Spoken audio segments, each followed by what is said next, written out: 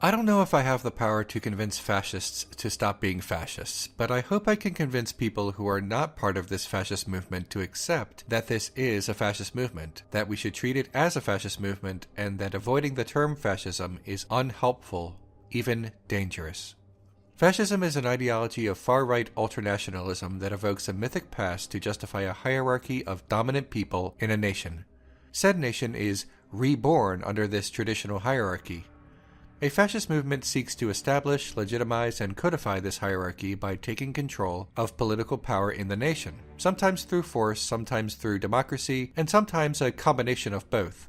For example, following World War I, Italy's conservative Prime Minister Giovanni Giolitti formed a coalition with the fascists in hopes of keeping power from the emerging socialists and transforming the fascists into something mainstream and respectable instead of a roving gang. After gaining legitimate power, the fascists marched on Rome, and Benito Mussolini was declared prime minister by the king, gaining power through illegitimate means and legitimate means. Fascism is an ideology, a movement, but not a form of government. A government can be described as fascist the same way a government can be described as, say, conservative, but conservatism is an ideology, not a form of government. A form of government is its shape: monarchy, democracy, aristocracy, and so forth. Fascist regimes do not always share the form of government. For example, both Fascist Italy and Germany were totalitarian states, but only the former was still operating loosely within a constitutional monarchy. An ideology can influence the inner workings of the government and sometimes even change the makeup of the government, but it is not a form of government all its own. A fascist group is still a fascist group even if it does not currently hold power in government or has not yet changed the structure of government, because what makes it a fascist group is its fascist ideology. The fascists in Italy, for example, were always fascists even before they took power.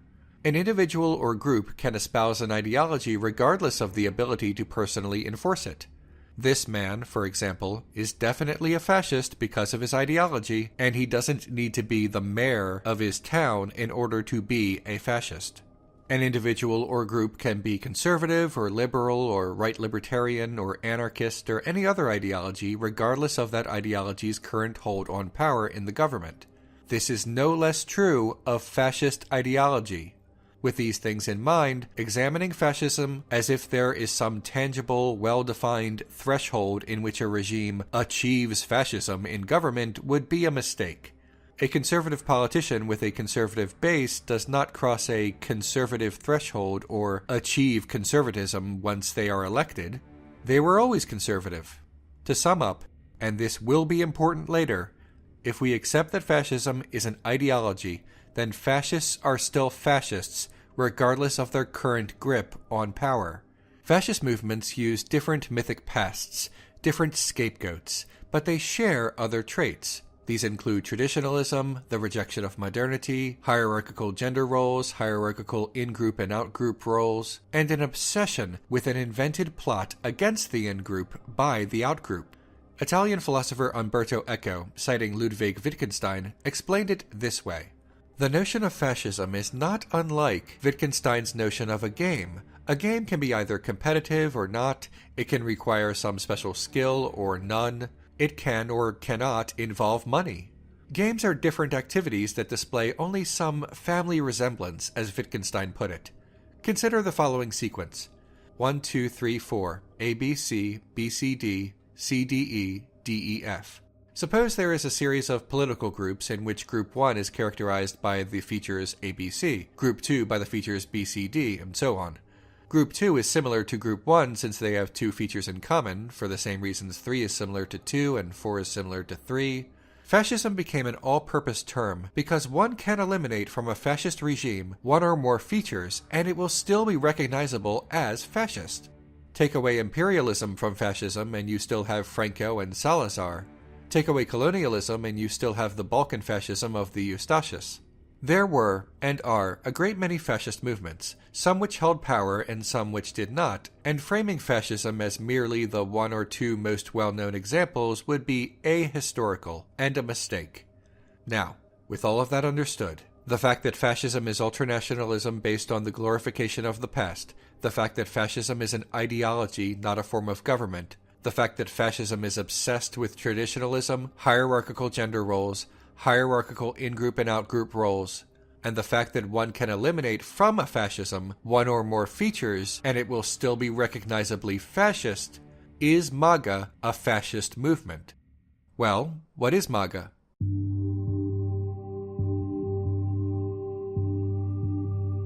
MAGA is both a slogan, Make America Great Again, and an ideological movement. Some prefer Trumpism as the ideology and MAGA as the movement, and some use the terms interchangeably. For the sake of simplicity, MAGA alone will suffice. Although MAGA has no membership and is more movement than group, its unassailable figurehead is President Donald Trump, who appropriated the phrase from past politicians into something else. Right-wing nationalism, preoccupation with a plot, preoccupation with a mythic past, and the formalization of in-groups and out-groups. MAGA as a movement either encompasses or touches upon other related groups and beliefs. QAnon is both a conspiracy theory about a deep state effort against Donald Trump and an informal group all its own. The Proud Boys are a men-only, violent, far-right gang. Explicitly racist, white nationalist, and white supremacist groups, the alt-right, and so forth. Hail Trump! Hail our people! Hail victory! Much like fascism itself and the game example by Wittgenstein, these groups have some differences in their makeup, ideology, and goals, but they all have enough commonalities and a family resemblance to be realistically considered to be part of the overall MAGA movement. There is also, undoubtedly, overlap. They all wholeheartedly support Trump. They all wear the hat. Sometimes literally, but always figuratively. According to Shane Burley, author of Fascism Today, these groups can be thought of as concentric circles, movements that are using the same logic as fascism without filling out its entire ideological checklist. A humiliated nation drawing on a past that does not exist and being promised a return to greatness if they follow a strongman authoritarian is the model of a fascist movement. Trump never explicitly says when the United States was great, allowing his supporters to draw on a vague past.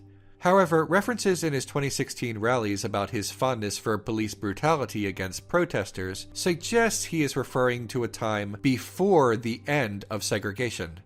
I love the old days. You know what they used to do to guys like that when they were in a place like this? They'd be carried out on a stretcher, folks. In the good old days, law enforcement acted a lot quicker than this. A lot quicker. In the good old days, they'd rip him out of that seat so fast. The humiliation that he claims the nation has felt often came back to Barack Obama. To Trump's predominantly white supporters, the message is clear that they are the victims of the end of segregation and that they are the victims of the first African-American president. This mythic past is just that, a fabrication. Segregation was one of the many blights on the nation's history, and the president immediately before Obama was widely regarded as one of the worst of all time. The common denominator of these periods is the amount of power in the hands of white America. Now, labeling politics and political thought under Trump as well as the political movement around Trump as fascist causes consternation among political pundits and editorialists. For one, they don't want to seem alarmist. For another, some are simply ignorant about what fascism even is, mistakenly believing it only to be its most extreme incarnation or something that only existed in the first half of the 20th century. For another, some are ignorant about the fact that fascist movements form under liberal democracy. It can't happen here, is their common refrain, even though this system in this kind of nation is exactly where it commonly happens. And finally, some dismiss MAGA as a fascist movement because they support MAGA, or President Trump, or the Republican Party, and that term being seen as related to their ideology is something they would choose to avoid. Denial of MAGA and the Trump administration having anything even resembling fascist ideology is self-preservation by conservatives and, yes, outright fascists. No matter what MAGA does, no matter how many historically fascist talking points they echo, and no matter how much us versus them fascist rhetoric is uttered by the President of the United States, calling it fascism is still forbidden.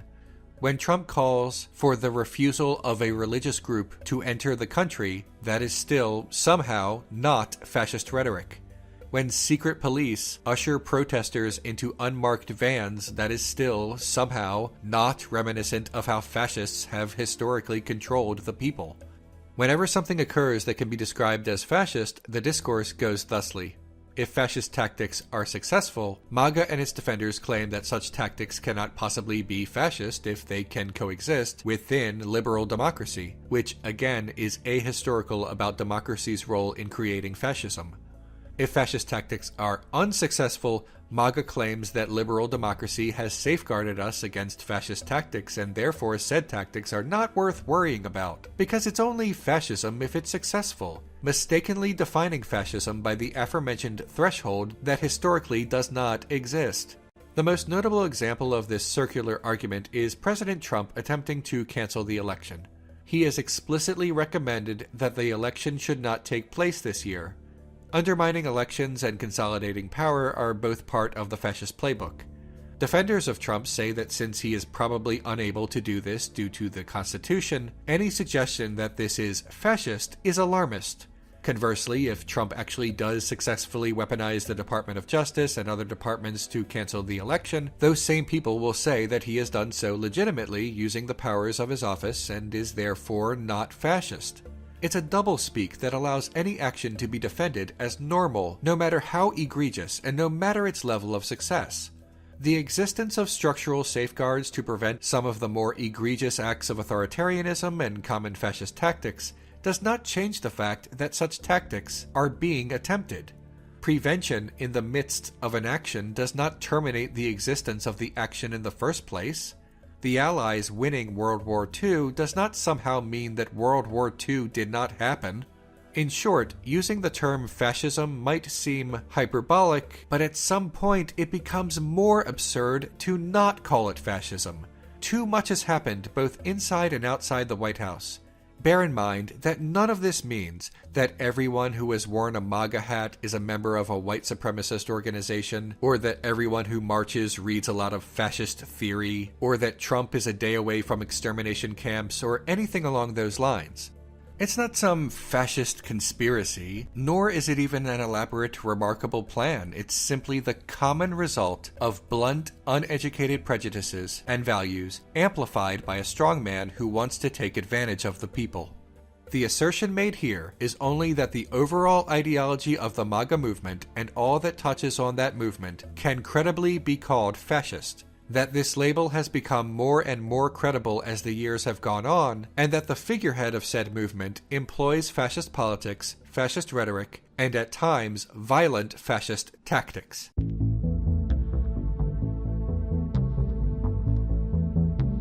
Fascism requires the majority to believe themselves the true victims, the true oppressed people, being forced to share power with minorities. To the majority, egalitarianism can feel like oppression. This false victimization is accomplished by creating the perception of an in-group and an out-group. America was built by and for the white Christian people of this nation. Us versus them, emphasizing that the in-group has a right to this country, that the in-group is the creator, the giver, while the out-group has less right or no right to this country, and that they are the takers, the parasites who feed off the creators, the givers.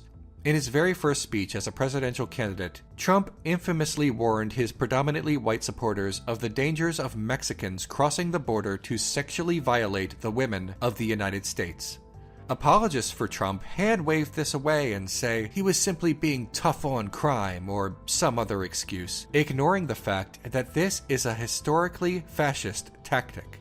According to How Fascism Works by Jason Stanley, to ensure the right kind of moral panic about these groups, its members are represented as particular kinds of threats to the fascist nation. Most important, and most typical, a threat to its purity. Consequently, fascist politics also emphasizes one kind of crime. The basic threat that fascist propaganda uses to raise fear is that members of the targeted group will rape members of the chosen nation, thereby polluting its blood.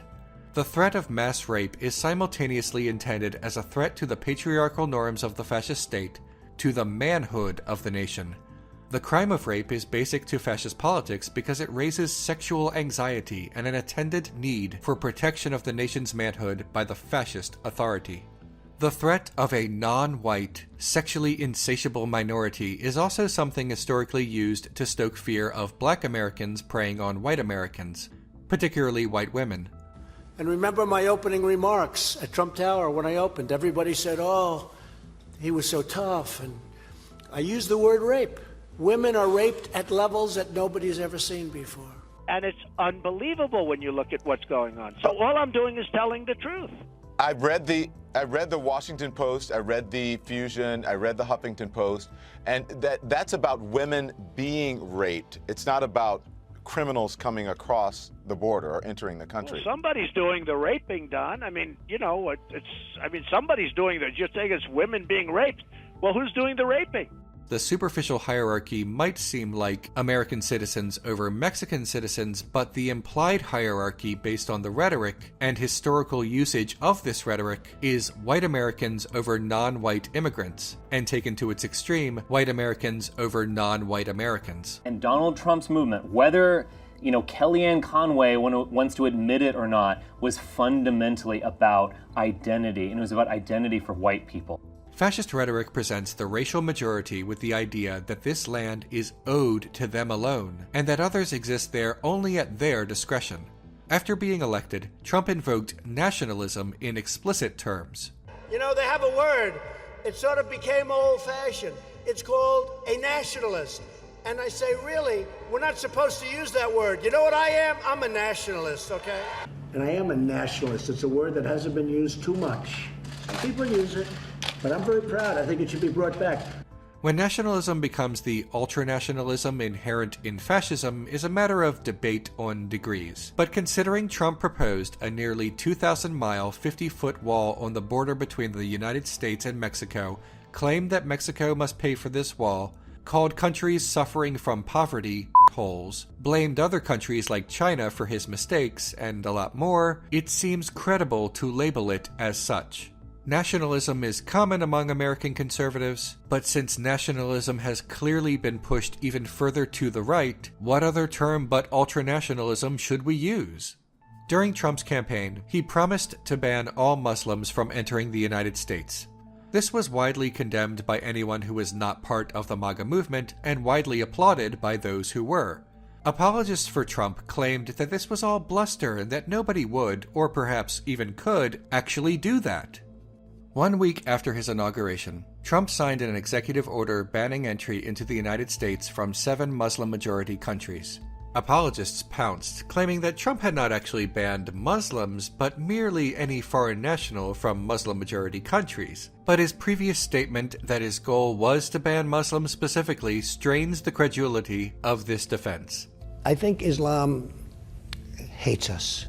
This ban went back and forth in the courts until the third version of the ban was upheld in 2018 by the Supreme Court in a close 5-4 ruling.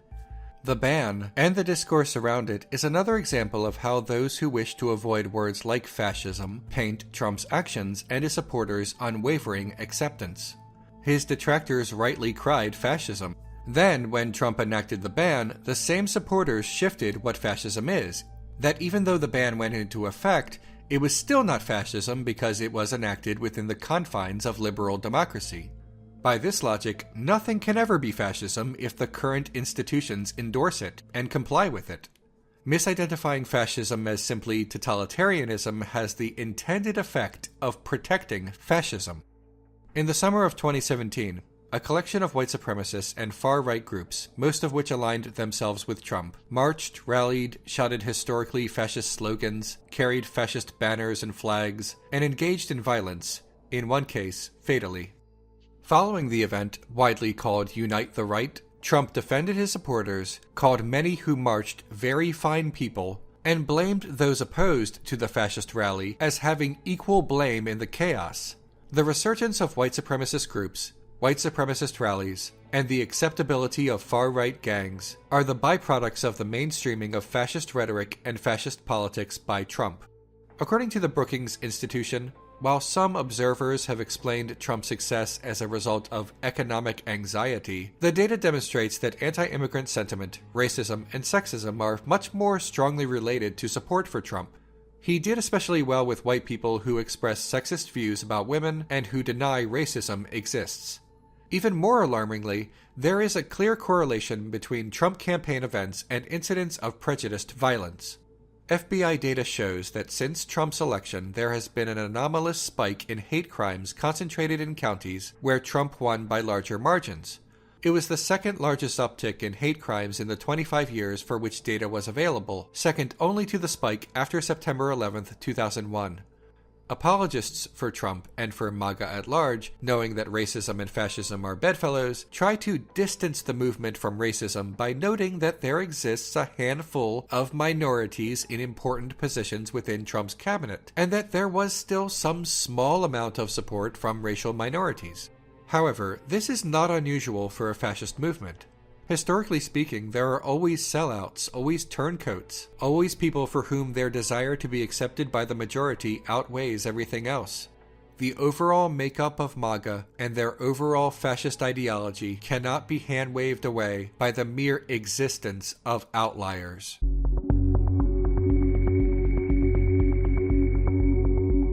Advancing fascist policy to the people requires the speaker to selectively use terms that are mainstream with the implication of something far more extreme. When fascists want to avoid explicitly racial terms but still make a racist statement, they can use the word suburban instead of white and urban instead of whichever minority is the target. This is only one example of how manipulating language and communication allows fascists to spread extreme rhetoric while still maintaining plausible deniability. Again from Jason Stanley. When propaganda succeeds at twisting ideals against themselves and universities are undermined and condemned as sources of bias, reality itself is cast into doubt. We can't agree on truth. Fascist politics replaces reasoned debate with fear and anger. When it is successful, its audience is left with a destabilized sense of loss, and a well of mistrust and anger against those who, it has been told, are responsible for this loss. Fascist politics exchanges reality for the pronouncements of a single individual, or perhaps a political party. Regular and repeated obvious lying is part of the process by which fascist politics destroys the information space. A fascist leader can replace truth with power, ultimately lying without consequence. By replacing the world with a person, fascist politics makes us unable to assess arguments by a common standard. Trump has created a false reality, and MAGA is willing to participate in its maintenance. This false reality operates like this. Anything positive said about Trump is truth-telling, and anything negative said about Trump is fake news. Trump co-opted this pre-existing term, fake news, during the campaign. He turned it to his favor and transformed it into a response to anything damning about his rhetoric, policies, or personal history. Because of Trump's close relationship with conservative media figures, the term fake news propagated and was falsely legitimized by pundits and talking heads. Responding to criticism with the simple phrase, fake news, is a strategy of non-engagement. Rather than discuss the topic or debate the allegations, MAGA can simply dismiss serious, unambiguous misdeeds by Trump by claiming that the misdeeds simply never occurred. If a number of sources report on something Trump did, then the sources must be lying. Fake news. If Trump himself said or did something inflammatory on camera, then Trump did not mean it that way. Fake news. We might be able to see it, but the false reality washes it away. It may as well have never happened. Fascist politics cannot hold up to intellectual scrutiny because it's so rooted in so many demonstrable lies. A mythic past, a scapegoat enemy, the oppression of the majority somehow. Instead of interrogating these lies and judging their veracity, fascists create a new lie on top of the previous lies. A big lie that says that the smaller lies must be true. Trump's big lie is that anything reported in the media that reflects negatively on him is fake, which allows all of his smaller lies to be converted to truth by MAGA. Believing the big lie is very attractive to people because it means that they know the real truth and have seen the world for what it is. The lie is not only attractive, but necessary. They must believe the big lie, because without the big lie on top of all the smaller lies, well, the smaller lies have no protection. MAGA as a whole would have to concede that their figurehead is actually lying most of the time, and that nearly everything said about him was the truth. MAGA's opponents are dumbfounded that so many people can believe literally thousands of lies, but that is not exactly the case. They only believe one, the big lie. And because it's so attractive and makes them feel so smart, the only lie they need to believe is easily swallowed. In the book Can It Happen Here?, Cass R. Sunstein wrote, "If people stop believing in the truth of what they read, they don't have to think hard about political questions. Instead, they can simply make political decisions based on identity or affiliation with their political allies." This false reality, this non-belief in truth, has many MAGA devotees searching for their own truth.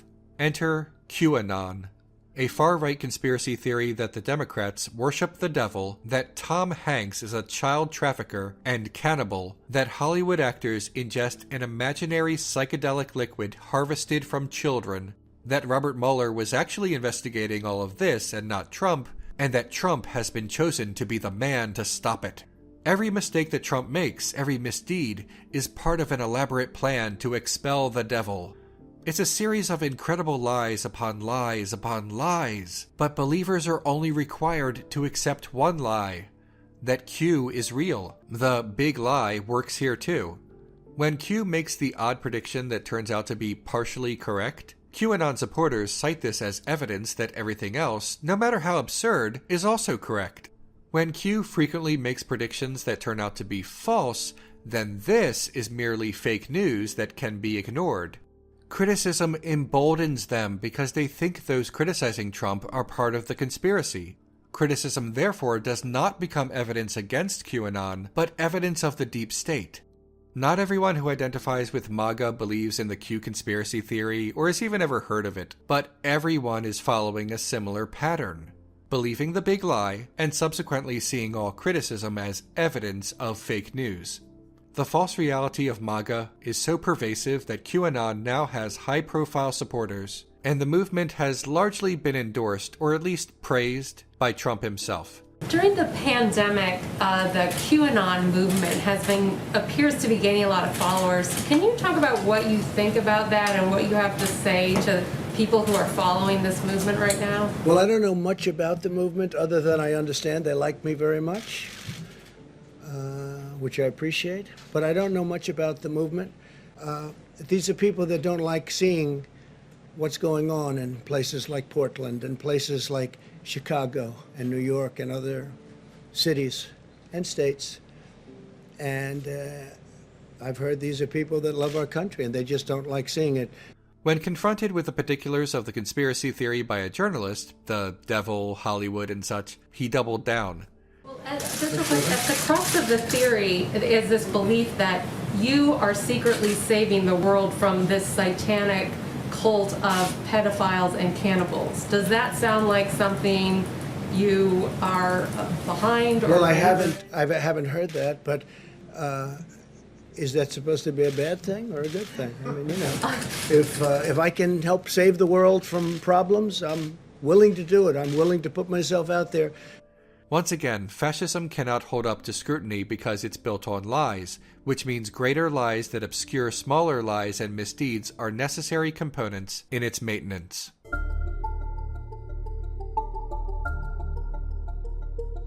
The modern centralized police force is an instrument of control that is used as a substitute for meaningful change. Armed agents of the state to control the poor instead of support to ease criminogenic conditions.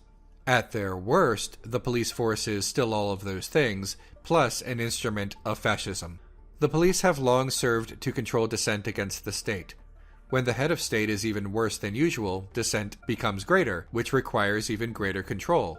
In the midst of protests against the police in 2020, Trump vowed to dominate the protesters. Trump filled downtown Washington, D.C. with U.S. Marshals, agents from the Federal Bureau of Investigation, the Bureau of Prisons, the Bureau of Alcohol, Tobacco, Firearms and Explosives, Homeland Security, Customs and Border Protection, Transportation Security Agency, and the Department of Defense. without badge numbers, without names on their uniforms, without even identification of which department they belong to or who they serve, without any means whatsoever in which to identify them. For all the inherent problems with local police, they at least display their names and badge numbers, forcing at least some small amount of accountability for officers and their precincts. In the case of this swarm of heavily armed federal agents, there is not even the appearance of accountability. In the early evening of June 1st, just outside the White House, this swarm of unidentifiable federal agents fired tear gas and rubber pellet grenades to scatter largely peaceful demonstrators. This cleared a path for Trump to walk to St. John's Church for a brief 3-minute photo op. Although some details are still unknown, much of their activities are under the supervision of the Department of Homeland Security, a federal executive department. In other words, due to the enormous power of the executive branch, Trump can call upon this private army and direct it to do almost anything. Don't hurt her! No, don't hurt her! Hey, don't get hurt! Okay, put your hands up! This is an unmarked car! Who is this? Who are you? You follow us, you will get shot. You understand me? What is happening? Where's she going? Where's she going? Where are you taking her? Apologists for these agents are invariably also apologists for Trump. They say that it is alarmist to call them the secret police. However, considering their complete lack of identification, fealty to Trump due to being comprised of federal agents, and tactics including tossing people into unmarked vehicles, it becomes more difficult to avoid calling them the secret police. It becomes a game in which everything secretive about what they are doing must be replaced with some other more innocuous word. What else would one call an unidentifiable secretive entity that serves to control people at the behest of the head of state? Inside, President Trump was on Twitter threatening to retaliate with, in his words, vicious dogs and ominous weapons. And in a tweet that critics said evoked images of civil rights era police sicking dogs on protesters, the president said nobody came close to breaching the fence. If they had, they would have been greeted with the most vicious dogs and most ominous weapons I have ever seen. The fact that this incredible overreach of executive power is happening to quell Black Lives Matter protesters and allied anti-racist groups should not go unnoticed. A fascist conception of law and order divides people into an in-group and an out-group. The out-group invariably contains the racial minority. The out-group is not only labeled a threat to law and order, but a threat to the nation itself, presenting the in-group with an existential threat to themselves and to their cherished homeland. To the in-group, any means used to stop the threat, no matter how egregious, can appear necessary.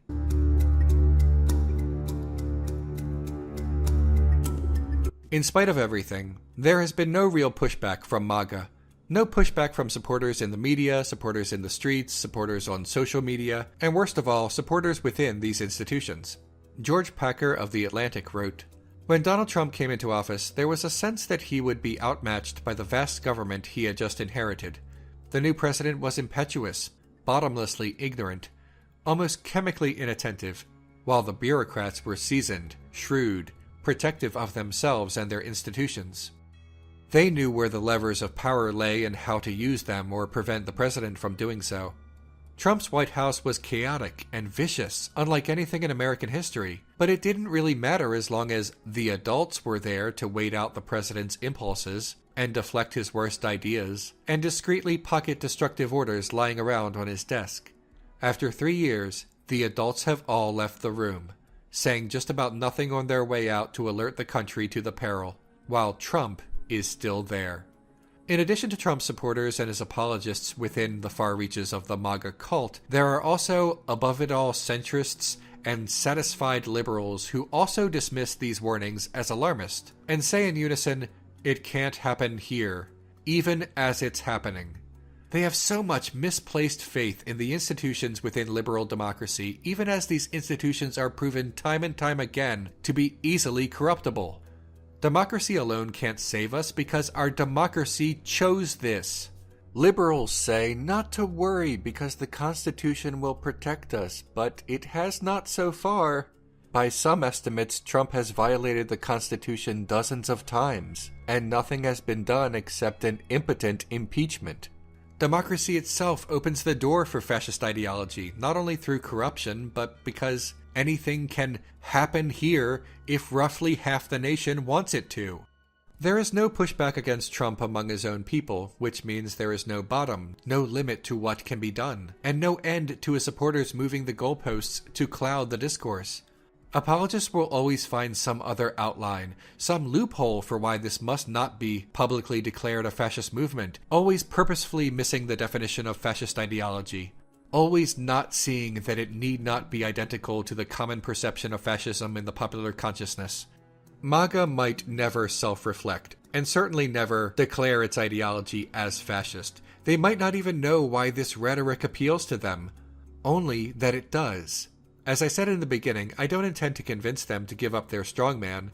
Instead, I wish to convince those of us outside their group to stop playing their rhetorical game, accept that their ideology is that of fascism whether they realize it or not, and act accordingly.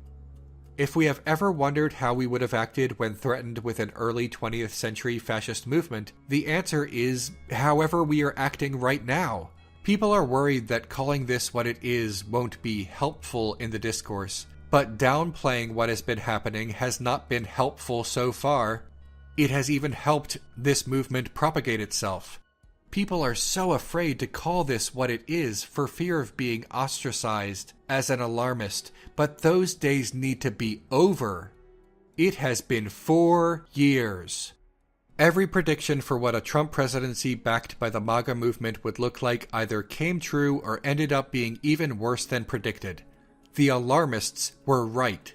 Any argument that amounts to, well, this specific thing hasn't happened yet, is irrelevant. Sell that to someone who has not been paying attention. It is my hope, my sincere hope, that this is the last research essay I will ever have to write about Donald Trump or the Make America Great Again movement. But that's not up to me. It's up to us. Does all of this end soon?